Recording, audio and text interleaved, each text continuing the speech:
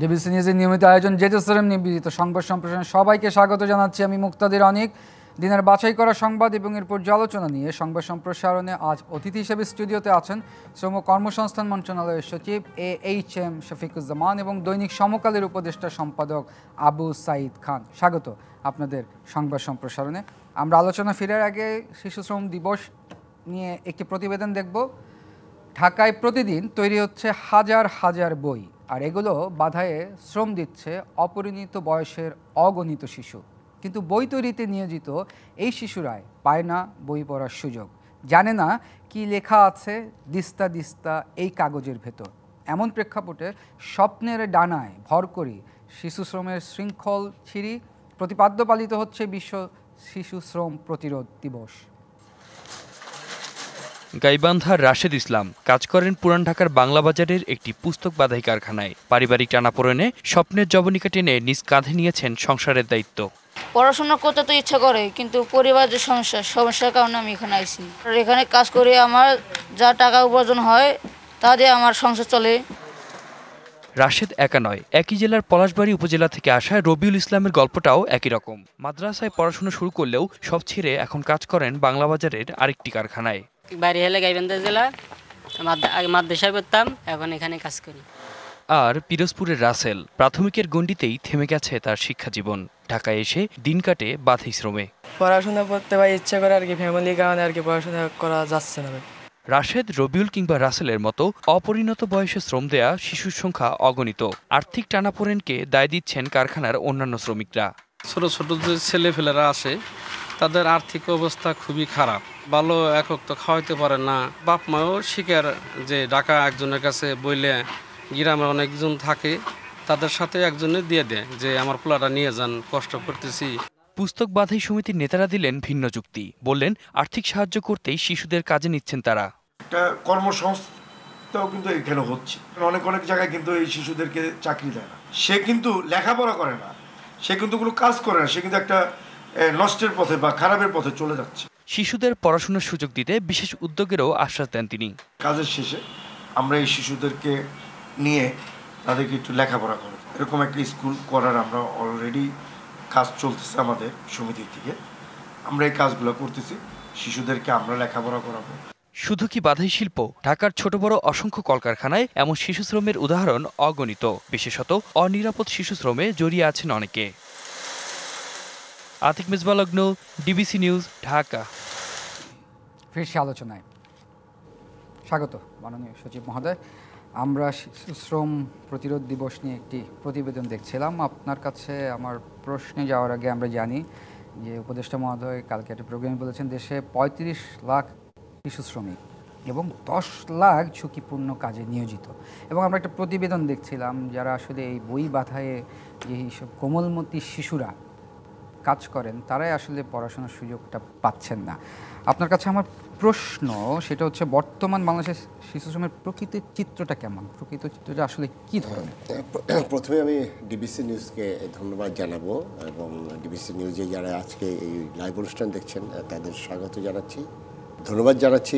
Specially এই জন্য যে আপনারা যে চিত্রটা দেখালেন, যে বাচ্চাটা স্কুলে বই নিয়ে পড়াশোনা করার কথা, সে বই বাঁধাইয়ের সাথে সে শিশু শ্রমে নিযুক্ত এবং সে লেখাপড়া থেকে আমরা তাদেরকে ডিটাচ রেখেছি, এটি বাস্তবতা। এবং আপনি যে তথ্যটা দিলেন, আমরা গতকালকে একটা প্রেস রিলিজ করেছিলাম এবং সেখানে যে তথ্যটা উঠে এসেছে যে ৩৫ লক্ষ শিশুরা এখন শ্রমের কাজে নিযুক্ত আছে এবং তার মধ্যে প্রায় ১০ লক্ষের উপরে আমরা ঝুঁকিপূর্ণ কাজে নিযুক্ত আছেন।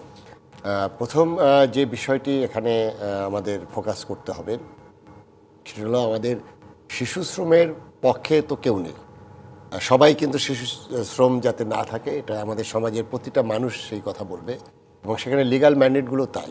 আমাদের দেশের যে প্রচলিত যে আইনগুলো আছে এবং ইভেন আমাদের কনস্টিটিউশনাল যে ম্যান্ডেট আছে সেখানে শিশু শ্রমের কোনো সুযোগ নেই। এবং আমাদের শ্রম আইন যেটা আছে 2006-এর, সেখানে একদম টোটাল একটা চ্যাপ্টারই আছে শিশু শ্রম বিষয়। এটি আমাদের দেশের যে আইনগুলো আমাদের আছে তার বাইরে আমাদের আরও দেশের অন্য মন্ত্রণালয়ের বেশ কিছু আছে, যেমন আমাদের বাধ্যতামূলক প্রাথমিক শিক্ষার যে আইনটা আছে 1990 সনের, এবং এখন থেকে প্রায় 35 বছর আগে বাধ্যতামূলক প্রাথমিক শিক্ষা, কিন্তু যদি আমি বাধ্যতামূলক প্রাথমিক শিক্ষার কথা বলি তাহলে তো ওই বাচ্চাটা তো স্কুলে যাওয়ার কথা, তার তো বই বাধাই করার শ্রমে যাওয়ার কথা নয়। এর বাইরেও আরও আমাদের বেশ কিছু আইনি ম্যান্ডেট আছে এবং আপনারা জানেন যে শ্রম মন্ত্রণালয়ে আমরা ৭৫ মিলিয়ন অর্থাৎ ৭.৫ কোটি শ্রমিকের বিষয়টা দেখভাল করার আমাদের অ্যালোকেশন অফ বিজনেস অনুযায়ী আমাদের মন্ত্রণালয়ের দায়িত্ব।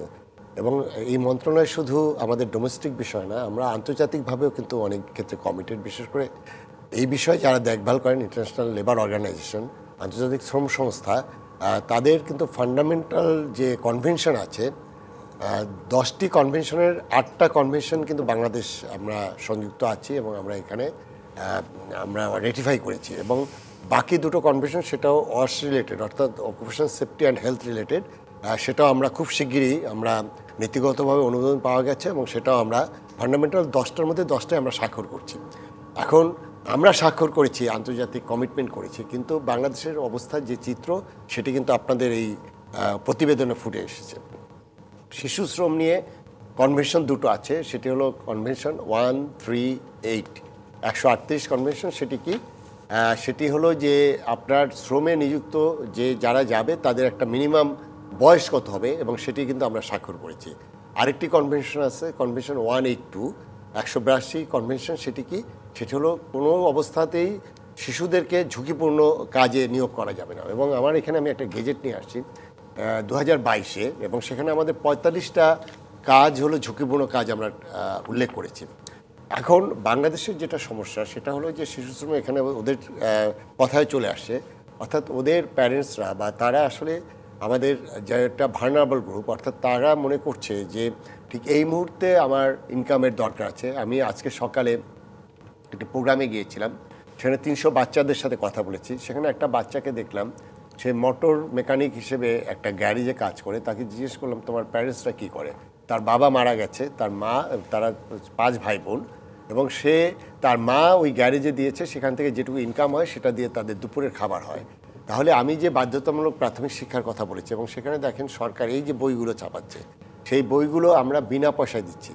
এখন আমার কিন্তু একটা চিন্তা করতে হবে, আমি কি যারা এখানে আমরা যারা প্রিভিলেজ গ্রুপ দাবি করি, অর্থাৎ ধরেন আমি যদি দরিদ্র ইন্ডিকেটরগুলো ধরি তার মধ্যে তো অন্তত 70% লোক কিন্তু এই বই কেনার সক্ষমতা বাংলাদেশে আছে।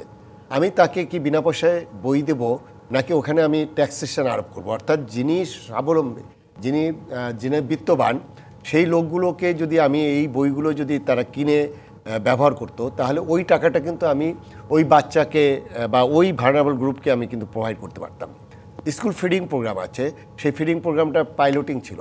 আমি তো 500 বাচ্চা সবাইকে খাওয়ানোর দরকার নেই, অর্থাৎ যে বাচ্চাটা আপনার হয়তো 10% বা 20% যাদের দরকার ছিল, আমি ওই জায়গায় কিন্তু আমি অ্যালোকেট যদি করি, অর্থাৎ সরকারের এখানে বিভিন্ন মন্ত্রণালয় যে কাজগুলো করছে, সমাজ সেবা মন্ত্রণালয় আছে, আমাদের নারী শিশু মন্ত্রণালয় আছে, আমাদের যুব উন্নয়ন মন্ত্রণালয় আছে, অনেক প্রোগ্রাম আছে, সেটা যেমন সরকারের দায়িত্ব আছে, একইভাবে আমাদের যেগুলো সামাজিক সংগঠনগুলো আছে, বিশেষ করে এনজিওরা কাজ করছে, আমাদের ডেভেলপমেন্ট পার্টনাররা কাজ করছে, আপনারা সাংবাদিকরা। আজকে আমরা অ্যাকচুয়ালি এটি 12ই জুন ছিল শিশু শ্রম বিরোধী, কিন্তু আমরা বন্ধ থাকার কারণে আমরা আজকে 19শে জুন এটা পালন করছি। দেখেন কষ্ট লাগে যে বাংলাদেশ আমরা বলছি যে আমরা একটা পর্যায়ে আমরা উন্নতি করছি, অনেকগুলোই আমাদের ইন্ডিকেটরগুলো সেটা গ্লোবালি আমরা অনেকটাই ভালো অবস্থায় আছি, কিন্তু যখন ঢাকা শহরে দেখি ছিন্নমূল বাচ্চারা তারা আপনার ড্রাগ ট্রাফিকিং করছে, তারা ড্রাগ নিচ্ছে, আপনারা দেখেছেন যে পলিথিনে করে তারা ডান্ডির মতো নিচ্ছে,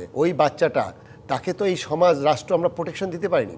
ওই বাচ্চাটা তো পরবর্তীতে কিশোর গ্যাং হবে, এরপরে সে শিশু সন্ত্রাসী হবে, এবং তারা এটা হয়ে যেটা হবে যে আমি এই রাষ্ট্র ব্যবস্থা আইনশৃঙ্খলা বা এটার সাথে সব কিছুর সাথে লিঙ্ক। এই কারণে আমি বলবো যে আজকে এই অনুষ্ঠানের মাধ্যমে আমরা শিশু শ্রমকে একদম না বলি, এবং আমাদের অনেক সামাজিক আন্দোলনে কিন্তু আমাদের পজিটিভ বিষয়গুলো আছে। যেমন আমরা বাল্যবিবাহ সবাই মিলে কিন্তু অনেকটাই আমরা রোধ করতে পেরেছি, আমাদের এসিড নিক্ষেপ, ফরমালিন ব্যবহার, ইভেন আমাদের ইপিআই প্রোগ্রামে একটা সময় চ্যালেঞ্জ ছিল। সচিব মহোদয়, আপনাকে আমি আরেকটা প্রশ্ন করি, সেটা হচ্ছে জাতীয় শিশু শ্রম নির্মূল কৌশলপত্র যেটি 2021 এবং 25, এখন পর্যন্ত আসলে আমরা কি কি বাস্তবায়ন করতে পেরেছি সেই কৌশলপত্রে? আমাদের কাছে যে প্রথম যে কৌশলপত্র, প্রথমে তো একটা ডাটা দরকার। আমার কাছে কিন্তু অথেন্টিক কোনো ডাটা নেই। খুবই ইন্টারেস্টিং ব্যাপার এই যে 30-35 লক্ষ বলেন, এবং সেটা বিবিএসের সার্ভে, এবং আমি ধরেন এখানে শিশু শ্রমের ডেফিনেশনের মধ্যেও কিছু বিষয় আছে। একটা দেখেন, আমি পারিবারিকভাবে আমি যে কৃষি ফার্মে কাজ করে সেখানে বাবার সাথে কিন্তু ছেলেটা যাচ্ছে, কিন্তু তার তো ওই কৃষি ফার্মে কাজ করার কথা না, তার মাঠে কাজ করার কথা না। মাছ ধরতে যাচ্ছে বাবার সাথে নৌকায়, কিন্তু আপনার সেই ছেলেটা বসছে হালটা ধরছে, তার কিন্তু ওখানে যাওয়ার কথা। কিন্তু যে জিনিসটা হয়ে গেছে কি, যে আমাদের দেশের এখানে আমাদের যে ফোকাসটা করছি, যেমন আমরা বিদেশে কি হয়, বিদেশে আপনার সোশ্যাল প্রোটেকশন আছে, আমাদের এখানেও প্রায় 140টা সোশ্যাল প্রোটেকশনের আপনার প্যাকেজ আছে, কিন্তু আমি কিন্তু ওই গ্রুপের জন্য স্পেশালি শিশুদের জন্য কোনো কিন্তু প্যাকেজ নেইনি। আমি শ্রমিকদের যে আমাদের 75 মিলিয়ন যে শ্রমিক আছে তাদের জন্য কিন্তু স্পেশাল প্যাকেজ দেয়নি। সেই জায়গাটায় সরকারের চিন্তা করা উচিত, এবং এর পাশাপাশি আমাদেরও থিঙ্ক ট্যাঙ্কের চিন্তা করা উচিত। অর্থাৎ আমি প্রিভিলেজ গ্রুপ তারা এক্সট্রা ট্যাক্সেশন দিবে, এবং আমি ভালনারেবল গ্রুপকে সেই সাপোর্ট দেবো। আমি বাজার থেকে যে একটা সাবান কিনি, সেখানে যদি আমি 5 টাকা ভ্যাট দিই, ওই রিক্সাওয়ালা যিনি ভালনারেবল গ্রুপ সেও কিন্তু 5 টাকা ট্যাক্স দিচ্ছে। আবু সাইদ খানের কাছে যে আবু সাইদ খান, আমরা সচিব মহোদয়ের কথা শুনছিলাম, উনি বলছিলেন যে রাষ্ট্র এবং সমাজ তাদের নিরাপত্তা দিতে আসলে ব্যর্থ হয়েছে। কেন রাষ্ট্র সমাজ আসলে এই নিরাপত্তাটা দিতে ব্যর্থ? রাষ্ট্র আইন করেছে, কিন্তু আইনের তো কোনো প্রয়োগ নেই, তো সেখানে যার কারণে শিশু শ্রম বাড়ছে। এর সবচেয়ে বড় কারণ হচ্ছে বন্টন পদ্ধতি। দেশের সম্পদ এটার যে বন্টন হওয়া দরকার, তো এখানে সমতাভিত্তিক বন্টন নেই। এবং আমরা মুক্তিযুদ্ধের মধ্যে দিয়ে স্বাধীনতা চেয়েছি, সেখানে ছিল যে বৈষম্যহীন সমাজ, এবং জুলাইয়ের গণ অভ্যুত্থানে আমরা বৈষম্যের বিলোপ চেয়েছি, কিন্তু এখানে তো বন্টনে, বাজেটে, বরাদ্দে তো দিন দিন এই বৈষম্য বাড়ছেই। তো শিশুরা যাচ্ছে, তো এই পরিবারগুলো তারা তো স্বেচ্ছায় যাচ্ছে না। আমরা তো শিশুদের মুখে কথা শুনলাম, তারা তো হাসি মুখেই কাজ করছে না, করতে বাধ্য হচ্ছে। এমনকি তাদেরকে সংসারের জোয়ালটাও বহন করতে হচ্ছে এই বয়সে। তো এই শিশুদেরকে শিক্ষা নিতে হলে এখানে ওই পরিবারগুলোকে সেখানে সোশ্যাল সেফটি নেটওয়ার্ক বাড়াতে হবে, এখানে বরাদ্দ তাদেরকে বাড়াতে হবে। স্কুলগুলোকেও যে কেবলমাত্র বই পড়া, বই দেওয়ার ব্যাপার না, খাবার দেওয়ারও ব্যাপার।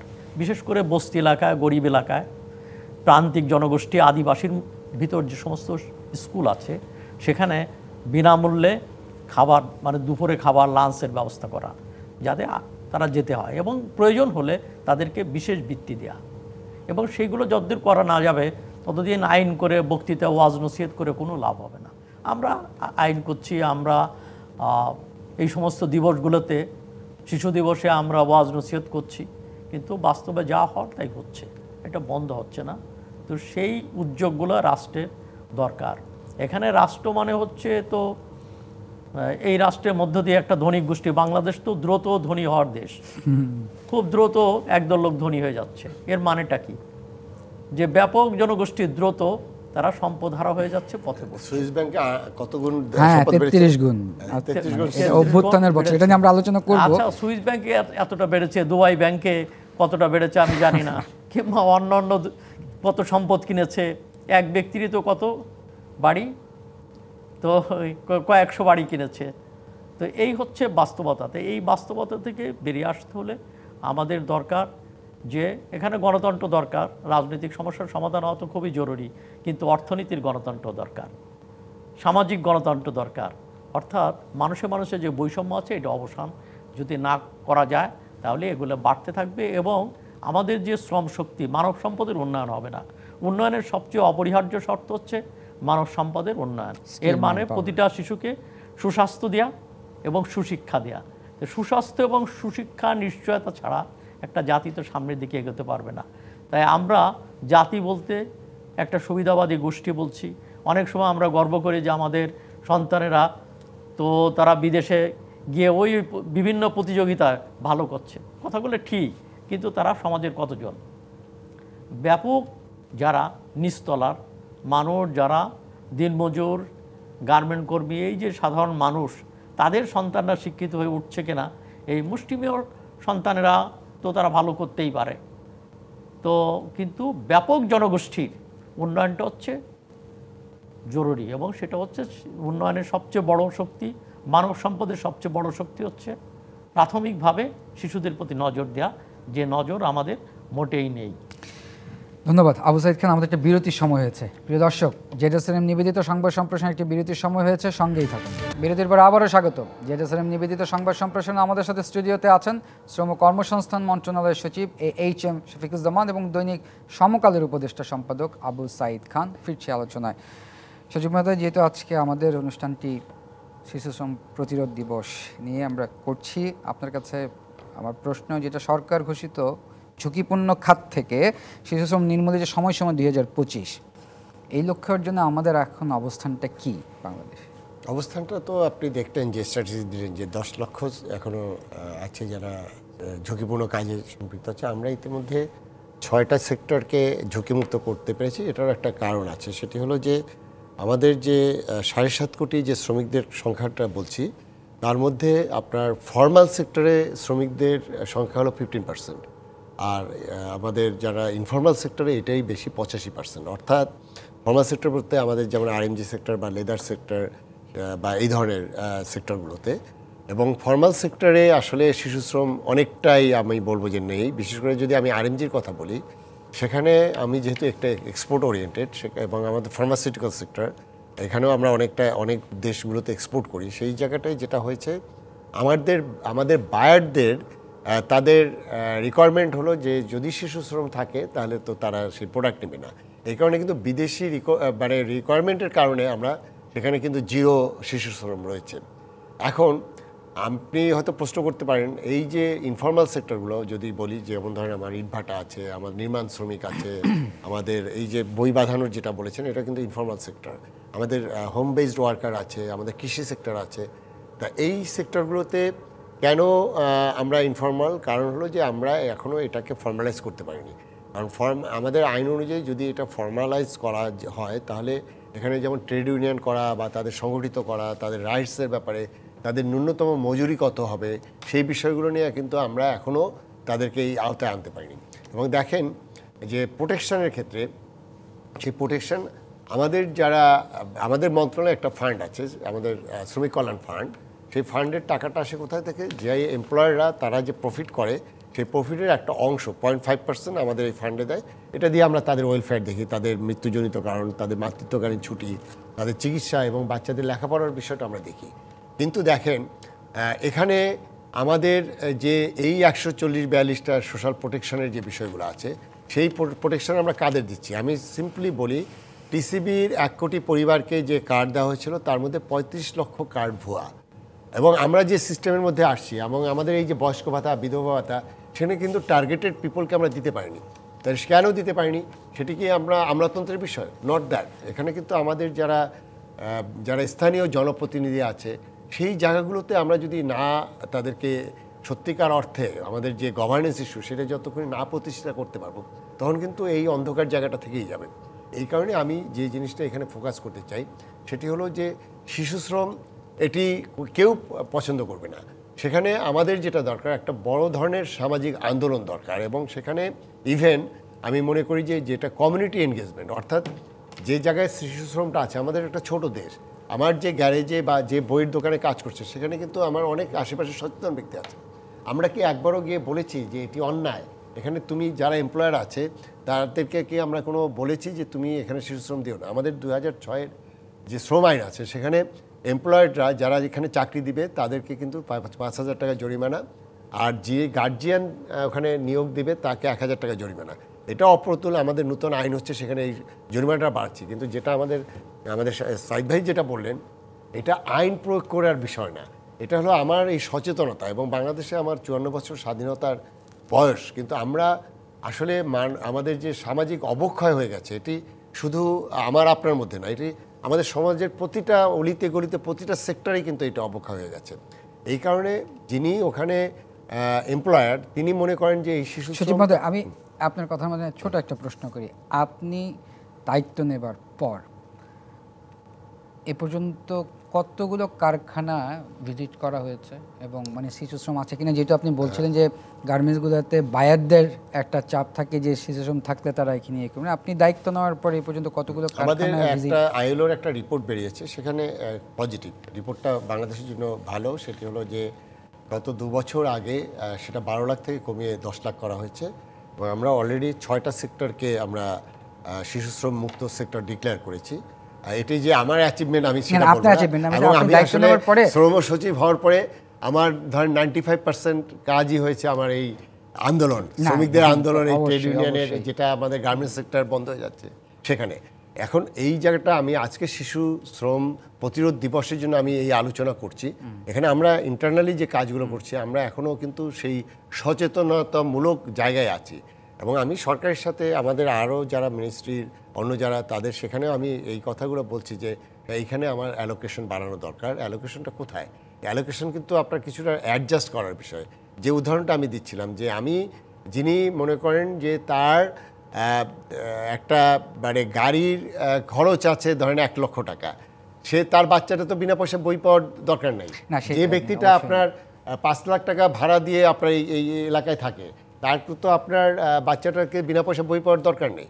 এই জায়গায় আমাদের পলিসি লেভেলে কিছু যদি করি এবং ওই জায়গাটায় যারা শিশু শ্রমে নিযুক্ত সেই ভার্নাবল গ্রুপকে আসলে টার্গেট করে এই যে থেকে পরিদর্শনে পাঠিয়েছেন আমাদের যেটা ইন্সপেক্টর আছে, হ্যাঁ আমাদের এটা আমাদের সেই সংখ্যা অনেক বেশি, কিন্তু সেটা দিয়েই যে আমরা করতে পেরেছি না। ধরেন আমি বলবো যে হ্যাঁ আমার যেটা রিপোর্ট আছে সেটায় 4000 কারখানা পরিদর্শন করেছে সারা বাংলাদেশে, কিন্তু এটা তো আমার খুব বেশি ইম্প্যাক্ট করছে না। তবে আইএলওর যে রিপোর্টটা বললাম সেখানে আপনার 12 লক্ষ থেকে এইবার রিপোর্টে, গত রিপোর্টের থেকে এবারে আবু সাইদ খানের কাছে যেটা সচিব মহোদয় বলছিলেন যে ইন্সপেকশনে পাঠিয়েছেন কিন্তু এই রিপোর্টে আসলে তেমন একটি কার্যকর ভূমিকা হচ্ছে না, কেন আবু সাইদ খান? আমি কোনো অগ্রগতি মানে কি, ধরেন যে ফর্মাল সেক্টরগুলো থেকে শিশুদেরকে শিশু শ্রম মুক্ত করা হলো, কিন্তু ওই শিশুরা তারা কি করছে? তারা ইনফর্মাল সেক্টরে আরও কষ্টকর জীবনযাপন করছে, তাহলে দেশের কী লাভ হলো? সেখানে মানব সম্পদের কি উন্নয়ন ঘটলো? প্রশ্নটা হচ্ছে যে শিশুরা ছিল সেই শিশুরা কোনোভাবে প্রোভাইড হচ্ছে কিনা, সেই শিশুরা স্কুলে যেতে পারছে কিনা, সেই সুযোগ নিশ্চিত হয়েছে কিনা।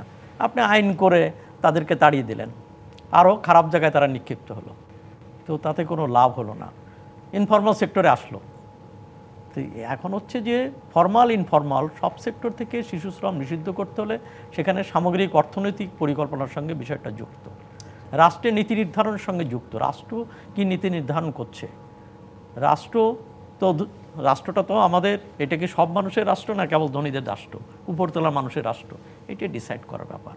রাষ্ট্রটা যদি সাধারণ মানুষের রাষ্ট্র হয়, নিচের তলায় শ্রমজীবী মানুষের রাষ্ট্র হয়, তাহলে তাদেরকে বিশেষ সুবিধা দিতে হবে, এবং সেই সুবিধা নিশ্চিত করা ছাড়া শিশু শ্রম বন্ধ হবে না।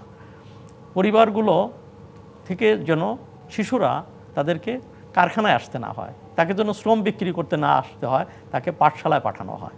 তো সেই অর্থনৈতিক ব্যবস্থাটা কিন্তু গুরুত্বপূর্ণ। অর্থাৎ যে আমাদের বাজেটে, আমাদের নীতি নির্ধারণে, আমাদের সম্পদের বন্টনে নিচের তলা মানুষকে অধিকতর সুযোগ দেওয়া দরকার। সেই কাজটা হচ্ছে গুরুত্বপূর্ণ, সেই কাজটা আমরা করছি না। আর এটা না করার মধ্য দিয়ে আমাদের একটা ভঙ্গুর, স্বাস্থ্যহীন শ্রমিক গোষ্ঠী কিংবা মানব সম্পদ গড়ে উঠছে, যারা আগামী দিনে প্রতিযোগিতামূলক বিশ্বে কিন্তু টিকতে পারবে না। আলটিমেটলি উন্নয়নের ধারা ব্যাহত হবে।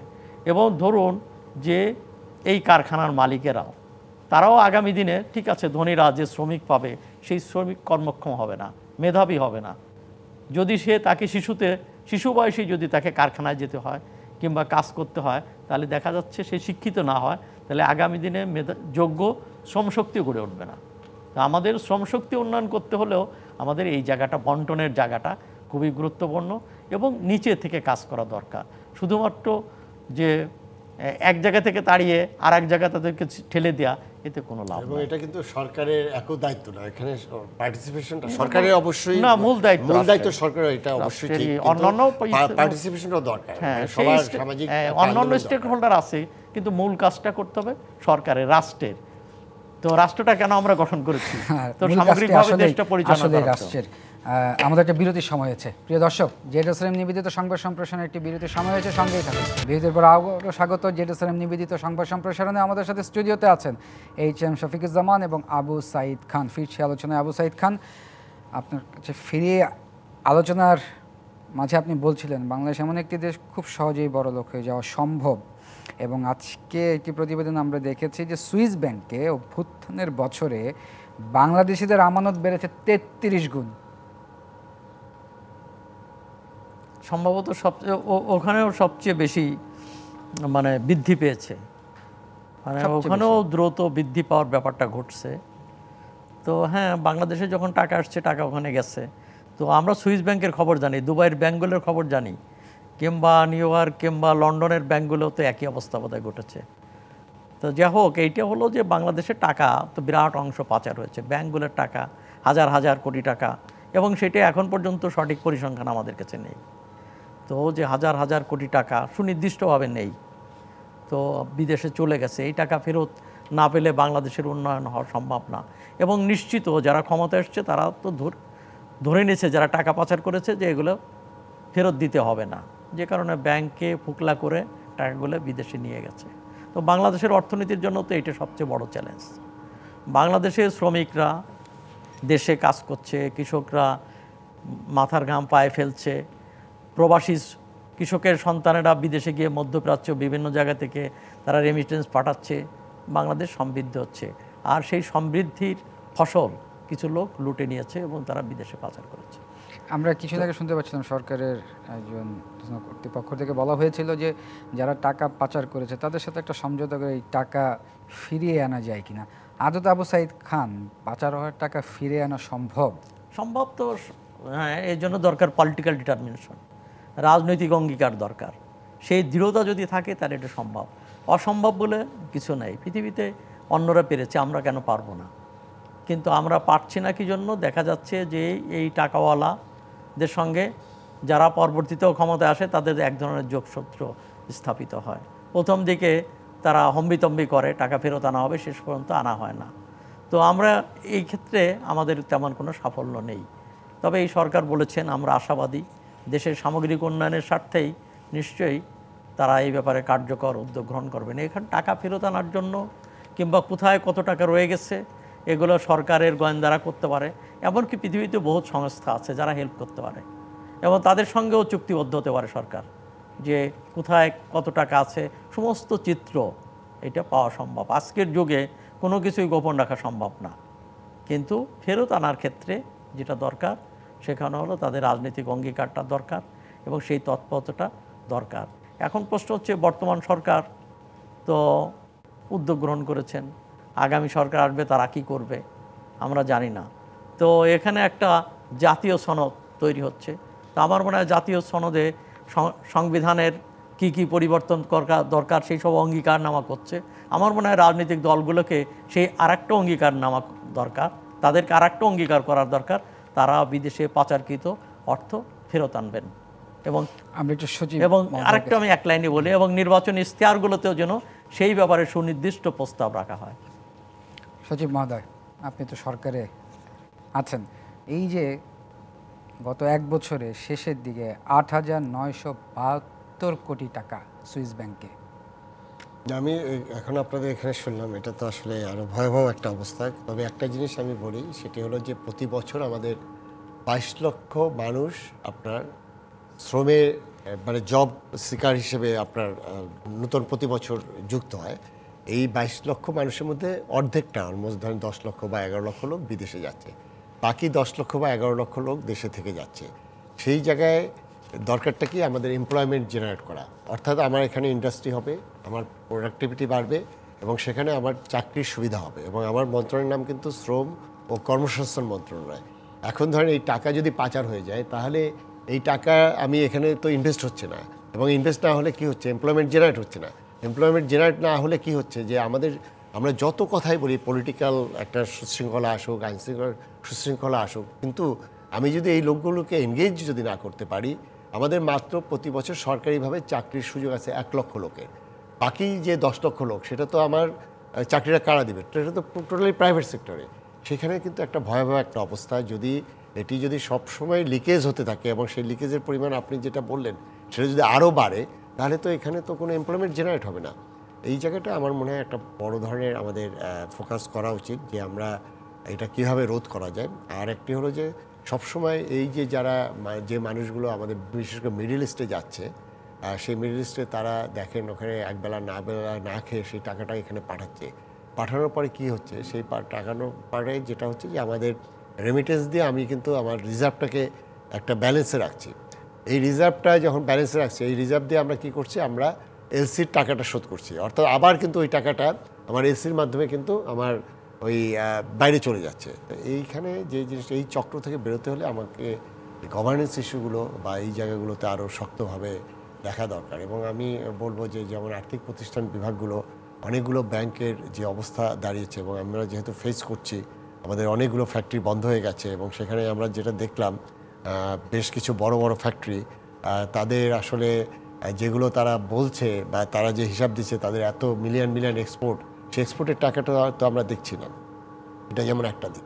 আর একটা হলো যে আমাদের দেশের একটা সবচেয়ে বড় যে জায়গাটা, আমাদের হয়তো অনেক সংস্কার হবে, পলিটিক্যাল যারা আছেন তারাও হয়তো তাদের পার্টি, বা সেটা তো আসলে পলিটিক্যাল ইস্যু, কিন্তু আমাদের আসলে সবার মধ্যে একটা আমাদের সামাজিক বা আমাদের মানসিক যে একটা নিম্ন পর্যায়ে আমরা চলে গেছি, সেই জায়গাটা কিন্তু একটা ভয়াবহ অবস্থা।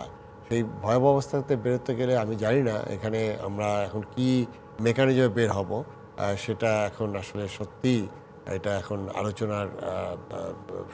আলোচনার দাবি রাখে। কারণ হলো যে আমাদের মধ্যে যদি এত অস্থিরতা, এত মানে ট্রাস্টলেস, অর্থাৎ আমি কাউকে আস্থায় নিতে পারছি না, আমার বিশ্বাসহীনতা, এটা দিয়ে তো একটা রাষ্ট্র ব্যবস্থা চলে না। আমাদের যে বন্ডেজগুলো, আমাদের কিন্তু প্রত্যেকটা একটা বিউটি। আমরা যেমন একটা ফুলের তোড়া সাজাই, সেখানে প্রত্যেকটা ফুল বা এটাকে সাজিয়ে সুন্দর একটা ফুলের একটা বাকেট হয়। এই ফুল আমরা এখন এটাকে যদি অর্ডারটা নষ্ট হয়ে যায়, এটা যদি বিচ্ছিন্ন হয়ে যায়, এবং এই বিচ্ছিন্ন হলে তো এই অস্থিরতাগুলো থাকবে। এবং আপনি দেখেন আমাদের যেমন ক্রাইমগুলো হচ্ছে, সেগুলোর যে ডাইমেনশনগুলো দেখেন, এই তো অনেকগুলো ক্ষেত্রে তো একটা ভয়াবহ একটা ক্রাইমের নতুন নতুন ডাইমেনশন বেরোচ্ছে। অতএব আমার কাছে যেটা মনে হয় যে আমাদের এখন ভাবার দরকার, আমাদের সামাজিক শৃঙ্খলাটা ফিরিয়ে আনাটা খুব জরুরি। সামাজিক শৃঙ্খলা ফিরিয়ে আনলে আমাদের যে জিনিসটা আছে, যে আজকে যে বিষয়টা নিয়ে আলোচনা করছি, শিশু শ্রম বা এগুলো কিন্তু আমরা সারফেসের নিচে পড়ে যাচ্ছে, এটা কিন্তু আমরা প্রায়োরিটি করছি না। কিন্তু এটি যে একটা দিন, এই যে মানে আমি যে ওয়ার্কফোর্সের কথা আমাদের ভাই যেটা বললেন, আমি যদি একটা অথর্ব একটা ওয়ার্কফোর্স আমি এই দেশে যদি তৈরি হয়, সেটা দিয়ে আমি দেশকে এগিয়ে নিয়ে, এবং কীভাবে, তো এগুলো আমাদের এখন আরও বেশি ভাবার প্রচণ্ডভাবে আমি দাবি রাখছি। সজীব মহোদয়, আমরা যেহেতু শুরু করেছিলাম যে শিশু শ্রম প্রতিরোধ দিবস, শেষ আমাদের হাতে সময় বেশি নেই, একটি প্রশ্ন আপনার কাছে জানতে চাইব। এই সমস্যা রোধে আসলে মন্ত্রণালয় কি বিদ্যালয় ভিত্তিক সচেতনমূলক কোনো কার্যক্রম চালু করার চিন্তা আছে কিনা, ভাবনা আছে? আমি সরকারের তো টোটাল অংশ, আর আমি তো একটা অংশে আছি। আমি তো আসলে শ্রম রিলেটেড কাজগুলো করছি। স্কুলে বাচ্চারা কেন যাবে, এইটাই হলো বড় প্রশ্ন। বিদেশে বাচ্চারা কি করছে, সেই স্কুলে যাওয়ার জন্য সে অপেক্ষা করে। আর আমি তো অনেকের সাথে, এই যে যারা শিশু শ্রমের সাথে যেসব বাচ্চারা আছে, তাদের কাছে জিজ্ঞেস করি, তোমরা কি স্কুলে যেতে তোমার ভালো লাগে না? তারা স্কুলে যাচ্ছে না, তাহলে স্কুলে কেন যাবে, সেই জায়গাটায় যে এই পোস্টের নিষ্পত্তি করতে পারে, তাহলে অনেকটা। ধন্যবাদ সজীব মহোদয়, ধন্যবাদ আবু সাঈদ খান। প্রিয় দর্শক, এই ছিল জেজেসএলএম নিবেদিত সংবাদ সম্প্রসারণে। ডিবিসির সঙ্গেই থাকুন।